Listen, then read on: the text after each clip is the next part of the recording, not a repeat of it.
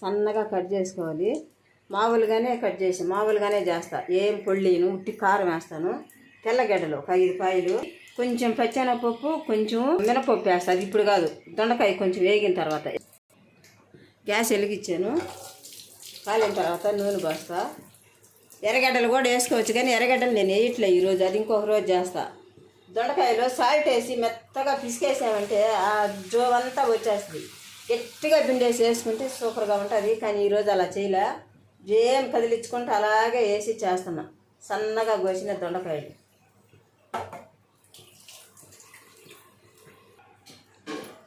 కళాయి కాగింది, బాండిలో నూనె వేస్తున్నా.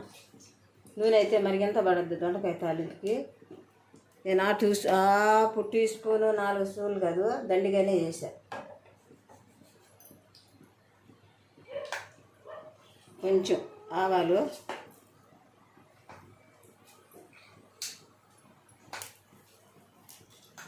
ఒక ఎండుమిరపకాయ, కొంచెం అంతా జీలకర్ర.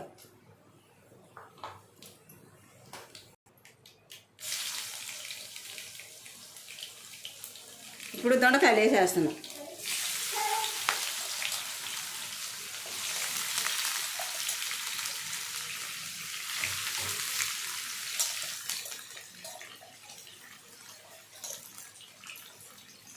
ఆవాలు జీలకర్ర వేసాం కదా, అవన్నీ బాగా ఇదవ్వాలనంటే చెగరేసుకోవాలి. అవి పైకి కిందకి వచ్చేస్తాయి. ఏ ఫ్రైకైనా ఏ కూరకైనా కొంచెం చిక్కుడు పసుపు, ఎందుకనంటే అది రంగు కొరకు మాత్రమే పసుపు. ఒక చిక్కుడు పసుపు వేసిన దానివల్ల మనకి రుచి అంటే ఏం రాదు, రంగు వారికి.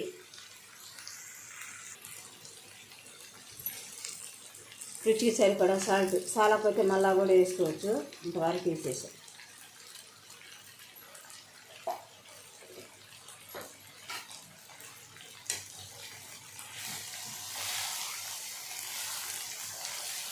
ఇలా వెంబడి బాగా అటు ఇటు కలుపుతూ ఉండాలి. కలుపుతూ ఉంటే నీట్గా ఎర్రగా వేగిపోతుంది.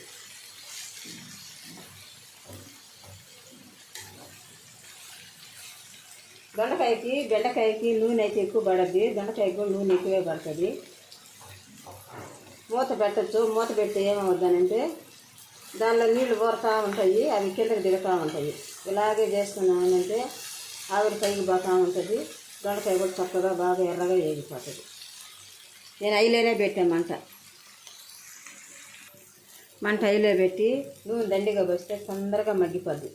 చూసారు ఎంత మగ్గిపోయిందో. ఇది 350 గ్రాముల దొండకాయ. 350 గ్రాముల దొండకాయలు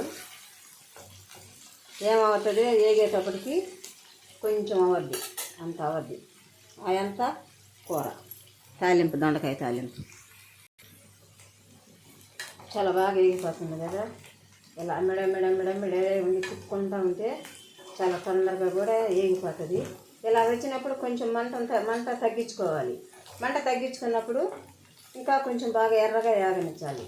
ఎర్రగా వేగితేనే ఇట్లా పచ్చిగా ఉండిందనుకో దొండకాయ తాలింపు పుల్లగా ఉంటుంది. ఇప్పుడు మంట కొంచెం సిమ్లో పెట్టేస్తాను.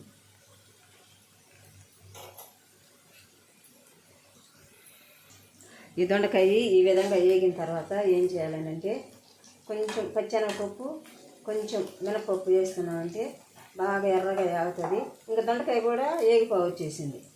ఇంక ఇప్పుడు దీంట్లో ఈ పప్పులు వేసామంటే కొంచెం ఎర్రగా వేగుతాయి.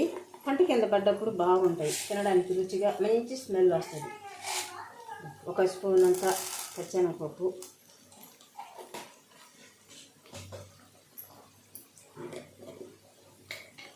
ఒక స్పూన్ అంతా మినపప్పు. ఇంతే, ఎక్కువ కూడా పడలే. ఇవి ఎర్రగా వేగితే చాలు. అవి ఇలాగే కలిపెట్టుకోవాలి చిన్నగా. ఎలా అనుకుంటా ఉన్నామంటే ఇవి ఎర్రగా వేగిపోతాయి. మళ్ళీ తనీగా ఇంకో దాంట్లో వేయించుకోకుండా దీంట్లోనే ఏం చేసుకోవచ్చు ఇలా. ఎందుకంటే నూనె ఎక్కువ ఉంటుంది కాబట్టి ఇలా ఏం చేసుకోవచ్చు. అవి ఎర్రగా వేగిన తర్వాత మొత్తం కలిపేస్తాం. పప్పులు ఎర్రగా వేగిపోసేసారా. ఇదే పప్పులు ఫస్టే కనేస్తే దొండకాయ వేగేటప్పుడు నల్లగా పోద్ది. అందుకని ఎప్పుడైనా కూడా మధ్యలో ఇలా ఏం చేసుకోవాలి. దొండకాయ కూడా వేగిపోయింది, ఇంకా కారం చల్లేసుకొని ఆపుకునేసేయాలి.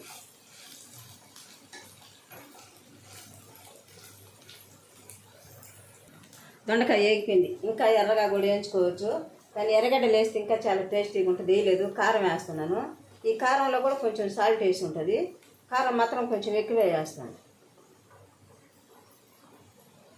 చిన్నదే స్పూను, దీంతో 4 స్పూన్లు వేసాను.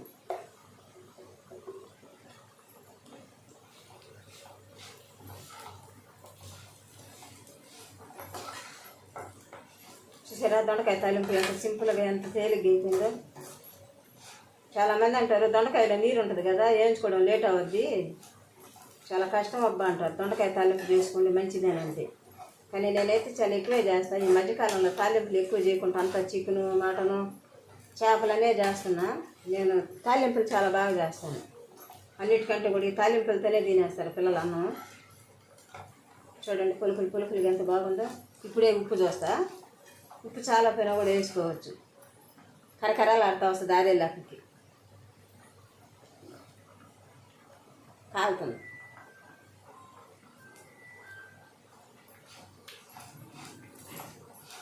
సరిపోయింది, ఉప్పు కారం అన్నీ పర్ఫెక్ట్గా ఉన్నాయి,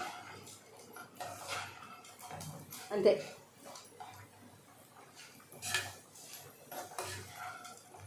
చాలా బాగా వేగింది ఎర్రగా. ఎర్రగడ్డలు వేస్తే ఇంకా బాగుంటాయి. చూస్తావా, ఒక ముక్క చూద్దురా.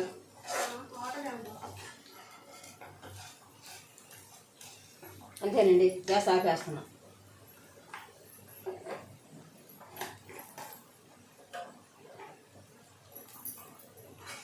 బాగుందా? ఈ దొండకాయ తాలింపు నచ్చని వాళ్ళు అంటే ఎవరు ఉండరు, ఎవరైనా నచ్చాల్సిందే. చూడండి ఎంత బాగుంది. ఇవన్నీ తీసి పక్కన పెట్టి చూపించడానికి కొన్ని ప్లేట్లు కావాలి, తెస్తాను. ఆ ప్లేట్లు కూడా కొనాలి, కొనిన తర్వాత తీస్తాను. మామూలుగా గుంటగా ఉన్న గిన్నెలు ఉన్నాయి, అలా కాకుండా గాజు గిన్నెలు తెస్తాను. ఈరోజు రేపు పాత బజార్కి పోయి తీసుకొస్తా. చూడండి ఎంత బాగా వేసింది. ఇది ఆరేటప్పుడు పుళ్ళుగా వచ్చేసి కరకరలు ఆడుతుంది. తింటుంటే అనవలేదు, ఇంకొంచెం వేసుకొని తింటే బాగుందని అనిపిస్తుంది. ఇలా ఎందుకు కలిపెడుతున్నానంటే గ్యాస్ ఆఫ్ వేసిన తర్వాత మాడిపోతుంది, అలాగే వదిలేస్తే. గ్యాస్ మీద నేను తీసి పక్కన పెట్టచ్చు. ఆ వేడికి ఈ చెమ్మను కూడా లాగేస్తుంది. గ్యాస్ మీద ఉన్న వేడికి ఈ చెమ్మను కూడా లాగేస్తుంది. చూసారా నేను ఎంత నూనె పోసాను, నూనె ఏమైనా ఉందేమో, చెమ్మ లేకుండా అయిపోయింది కదా. ఆ కాస్త చెమ్మ కూడా లాగేస్తుంది. నాన్ స్టిక్ బాండ్లు కదా, కొంచెం తడిగానే కనపడద్ది. మామూలు బాండిట్లయితే సప్పని లాగేసేసి ఉంటుంది, దీంట్లో కొంచెం తడిగా పొడిగానే కనపడద్ది. కానీ తాలింపు అయితే బాగా పొడిగా ఏగిపోయింది. చూడండి ఎంత బాగుంది. దొండకాయ చాలా మంచిది కదా, తింటే నీరుది, ఎండాకాలం. అంతేనండి, ఇలా చేసుకొని తినడం మీకు ఎంతమందికి నచ్చద్ది. నచ్చితే ఈ విధంగా ఒకసారి వండుకొని తిని చూడండి. దాని టేస్ట్ ఎలా ఉంటుందో ఒకసారి మీరు కూడా చూసి చెప్పండి చాలా బాగుంది అని. చేసుకొని తినకుండా ఉండకూడదు, ఊరికే చూసేస్తే కాదు. ఇప్పుడు నేను ఏం వేసాను దానిలో, కాస్త పచ్చెనపప్పు, కాస్త మినపప్పు, కొంచెం ఒక ఎండుమిరపకాయ, 4 తెల్లబాయలు వేసాను, కొంచెము చిట్టుకడంత పసుపు, తగినంత ఉప్పు వేసాను. అంతే, సింపుల్ ప్రాసెస్ అయిపోయింది. సన్నగా కోసుకోవాలి. అయితే బెండకాయలు అన్నీ సమానంగా కోసుకోవాలి. ఒకటి పెద్దది ఒకటి చిన్నది కోసుకుంటే ఏమవుద్దంటే పెద్దది ఆగదు, చిన్నది ఏగిపోద్ది. ఇలా సమానంగా కోసుకుంటే అన్నీ చక్కరంగా ఒకేసారి అయిపోతాయి, నీట్గా ఏగిపోతాయి. చూడండి ఎంత బాగున్నాయి, చక్కగా ఏగిపోయినాయి. ఇలా చూడండి ఒకసారి. లైక్ చేయండి, షేర్ చేయండి, సబ్స్క్రైబ్ చేయండి,